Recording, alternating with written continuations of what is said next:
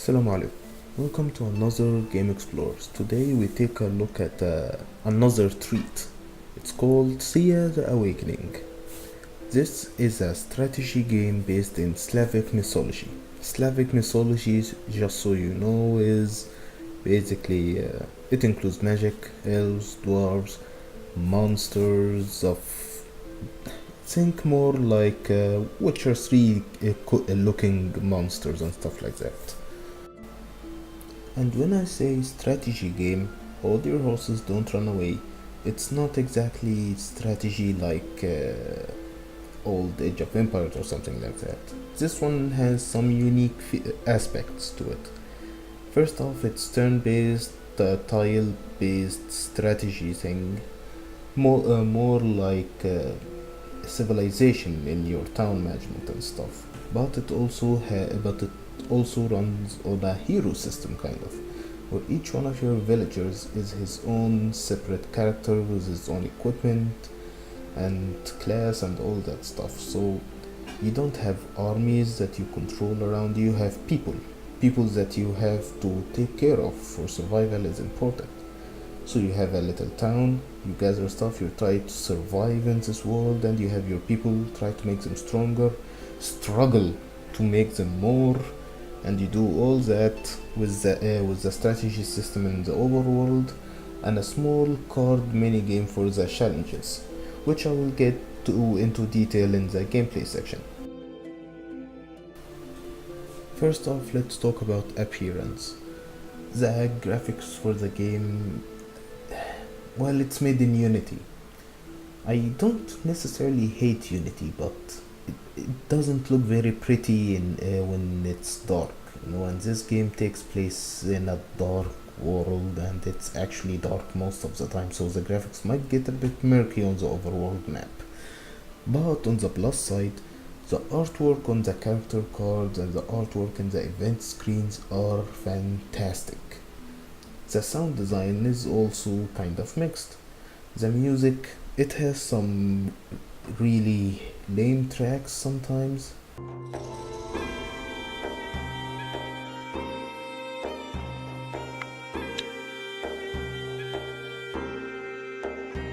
But it also has some awesome tracks.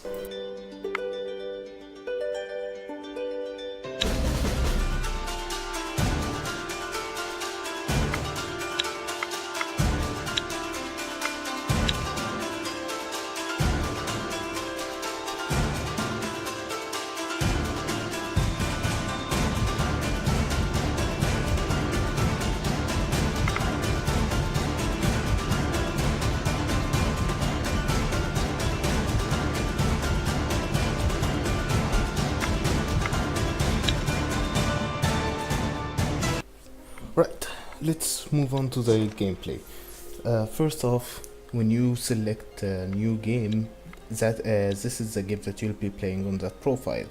This game relies on the old profile system that not too many new games use, but basically you choose a profile and that's basically your save games and everything. And if you want to run two different games at the same time, then you're going to have two different profiles.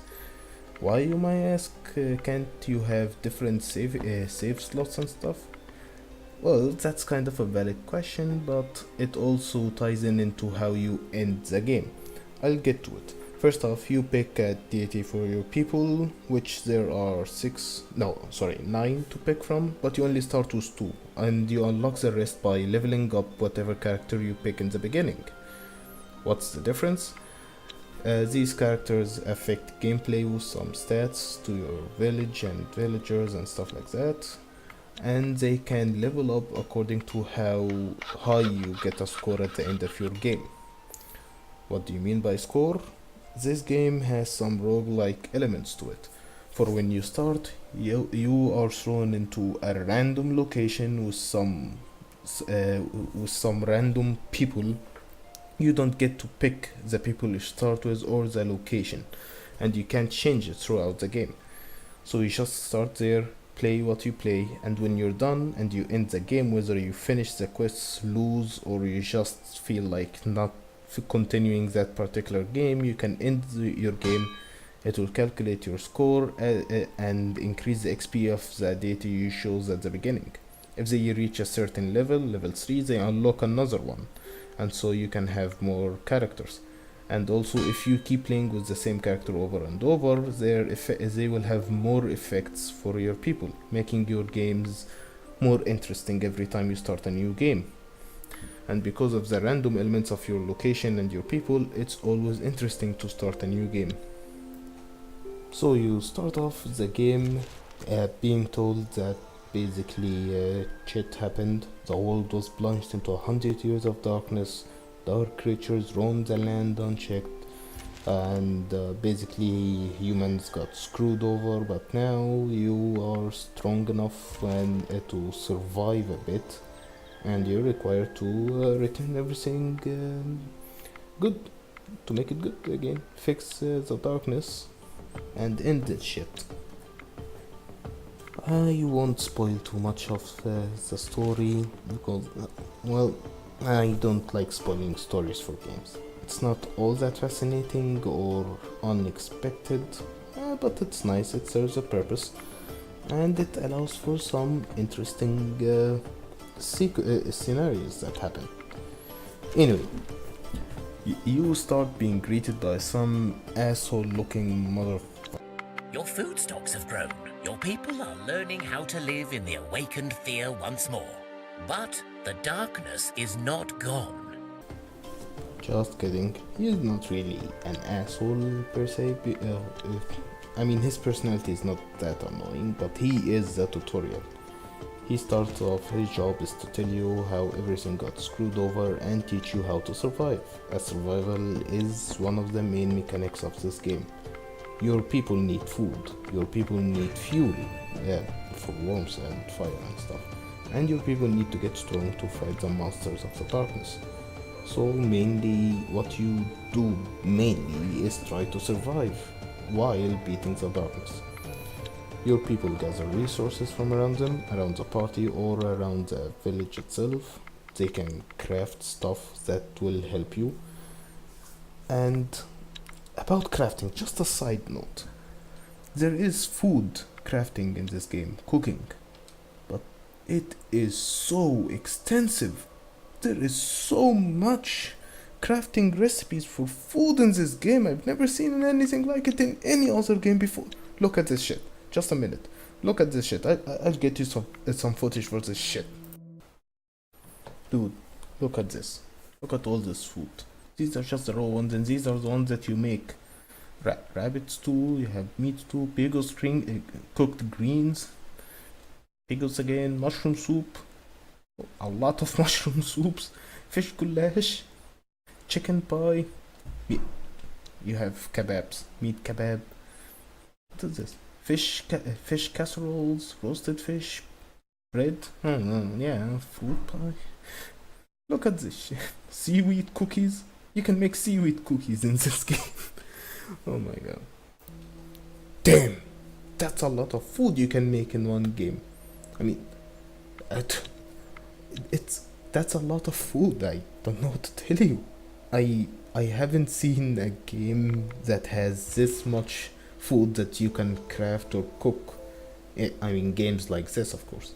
It makes me hungry every time I start crafting food, and that's the thing you craft the most in this game. Also, the other stuffs that you can craft, they are not short or small listed. You can craft a lot of jewelry, artifacts, weapons, armors of various types, ranged weapons, crafting tools, gathering tools, buildings. There's a lot of crafting stuff around here. I love it. I love it. And you will be doing a lot of that if you want to grow stronger. The food. I mean, damn, that's a lot of food, man. So anyway, let's focus on the real attraction here.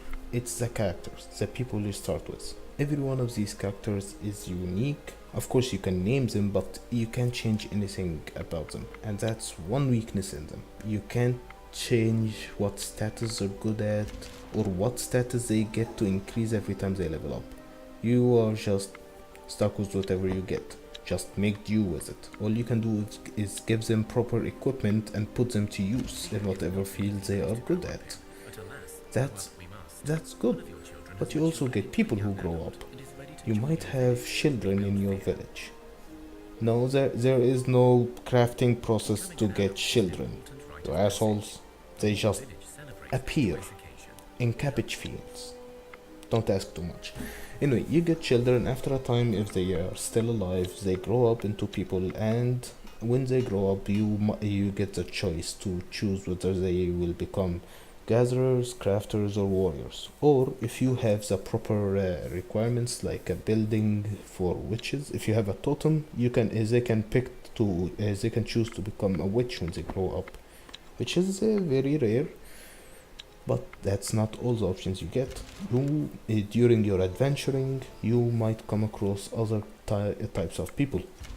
You might find hunters, you might find orcs and goblins, you might find weird kind of creatures. I mean, the last time I played the game, I had a party of warriors, medics, educated people. I don't know what the name of that class. I had orcs, I had ghosts, I had pine coats. Don't ask me what these are. There's a huge variety of characters and species in this game that you can play with and play against. So that's all great, and you can manage all their equipment and stuff.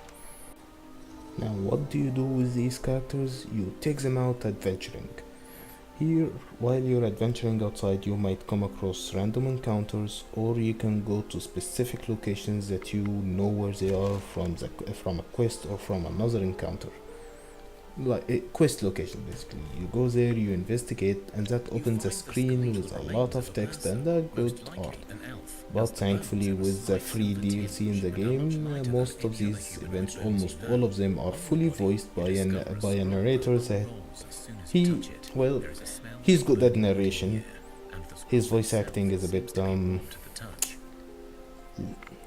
he's good at voice acting a tree. It makes more sense when you're playing the game.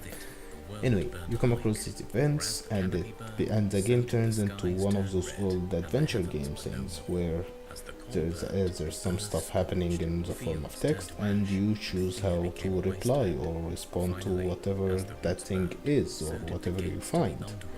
Your options usually make a difference, but they make the basic options, the ones in brown, is what you always get, and they make some difference. But if you have some special attributes or special characters in the party who encounters that event, you can have some blue options that will give you more varying results. For example, you might come across a cursed place.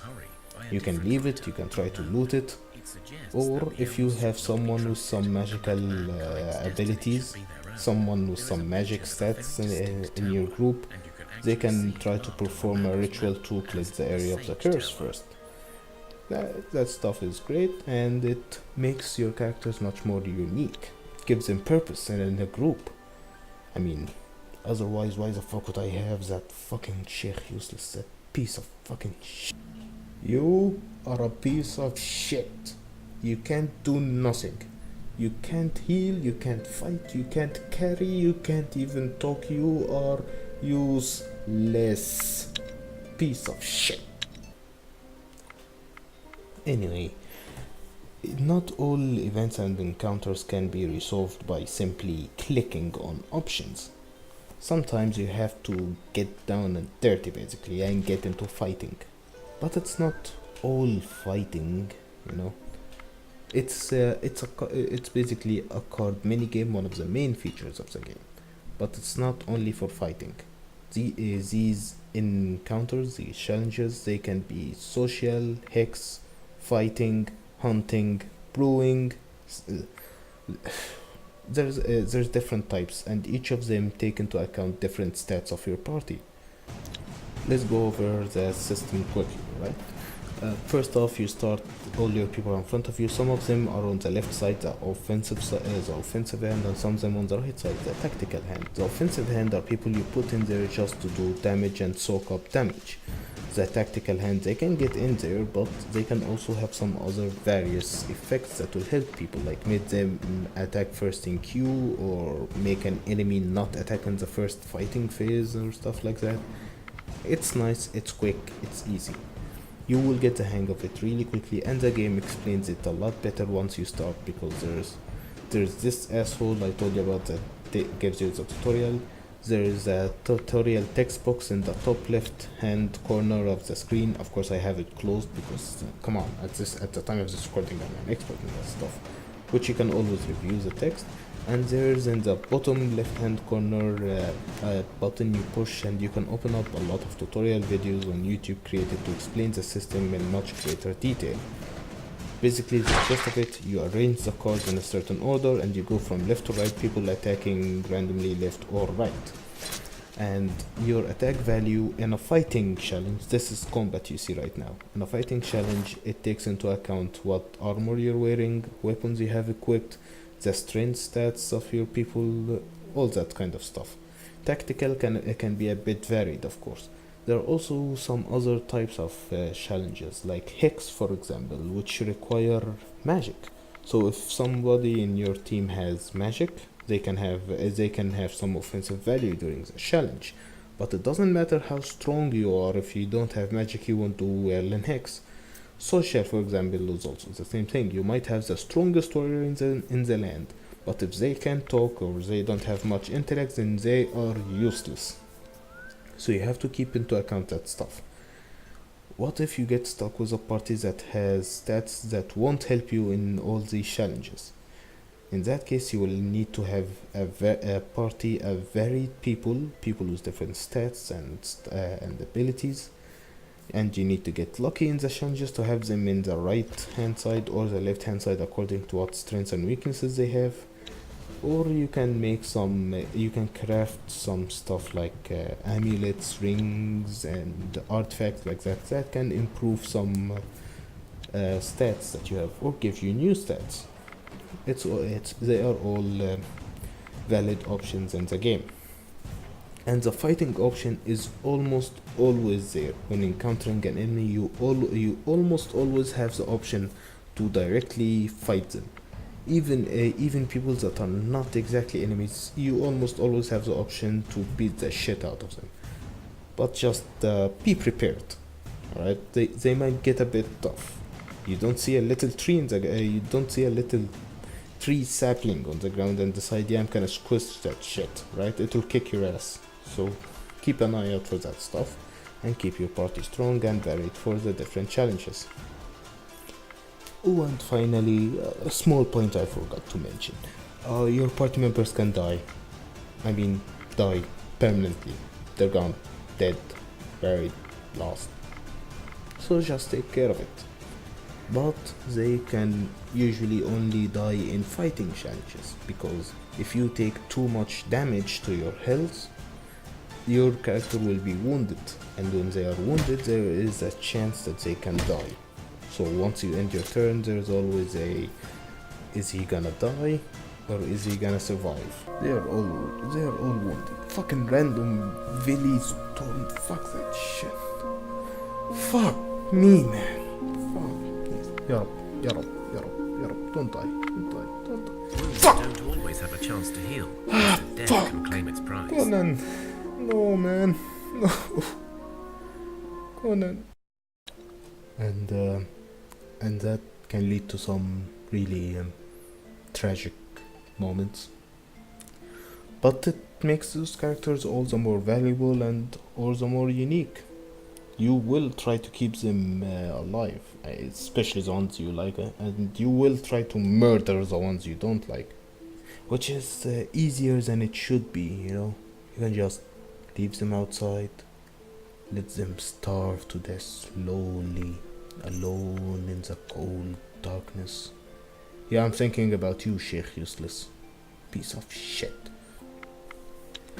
And yes, the setting of this game is a bit grim, with people dying, darkness everywhere, shit happening, monsters roaming.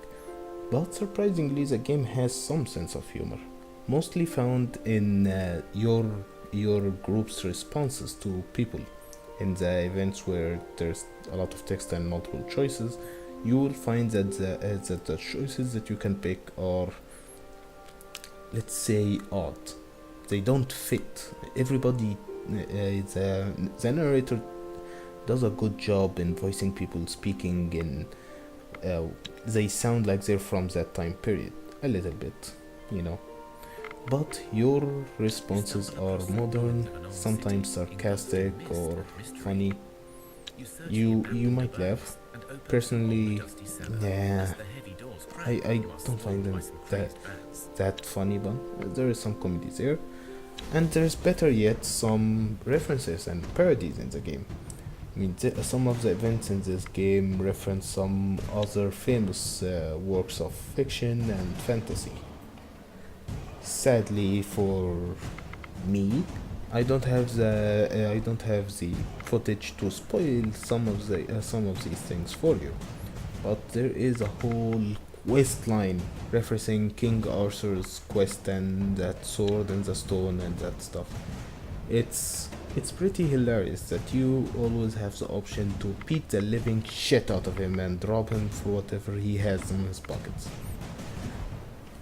Finally, there is a multiplayer feature in the game, but it is a bit not not very convenient. You have to run the multiplayer's own main menu from the game. If you don't know that, you have to open it from Steam, or if you get it from GOG's, then you have to open the DLC's separate main menu, and from there set up a game with a friend to play. I haven't tried that because it's a bit too convoluted, and this type of game I really love playing on my own. Come on, it's a strategy game. You like to take your time with it. And that's another thing I wanted to talk about. This game can last dozens and dozens and dozens of turns. Personally, it took me around 200 turns before I finished the game for the first time. And when I did so, I discovered that I only finished the main game and I forgot to do the DLC side quest, and basically I screwed the world over again. Anyway, this kind of thing is great for this kind of game, but it doesn't encourage playing a new game immediately after. When you have a rogue-like game, you want to start a game quickly, end that game, and start another game with some different stuff and better stuff. I mean, your character levels up every time you end the game. If your game takes you 4 or 5 hours before you end it and level up your character, it doesn't really encourage it doesn't really fit with the roguelike elements of this game. You know what I mean? There's a bit of a balance issue with that. You want to take your time with the game, but you want to hurry up so you can make your character stronger and then try the game again. But the multiple choices in the events, the multiple endings of the game, and the randomness of the characters, all that stuff does encourage starting a new game over and over just to see what new things you might get. What differences does it make? If you listen to the tree or you beat it up? What if you don't like orcs and you decided to kick their asses instead of live and let live? There's all kinds of stuff. And finally, one last note. It might not bother you much, but it does bother me. When I'm playing, you find the music just continuously going through the tracks regardless of what the situation you're in, except when in combat. When in combat, the music loops between combat music, but in the overall world, it just keeps going with whatever track is next on the list, and then when it's done, it moves on to the next track. Even if you encounter whatever strange event in a dark forest or something, the music doesn't change, the music doesn't stop, the music doesn't adapt to the situation you're in the overall world. And that is a bit, it can be a bit frustrating, especially if you are on a track that is a bit loud and you want to hear the narrator. The music is loud, and then you will find yourself immediately going to the options and lowering the music volume a bit. It's a nitpick, but it does annoy me. Anyway, it doesn't take from the overall experience of the game. Personally, I love it. I highly recommend this game. Get it, play it, enjoy it. If you're a fan of this strategy and party management game, you will love this game. And that's really all I have to say about it. And there's no other glaring issues. I mean, sometimes you might find the odd glitch here and there. For example, at one time I could equip a two-handed weapon in one hand, but these are nothing. They don't affect the gameplay anyway. It's still an enjoyable experience, a really nice game. I hope you enjoyed. Have fun, and thank you for listening. I'm back later.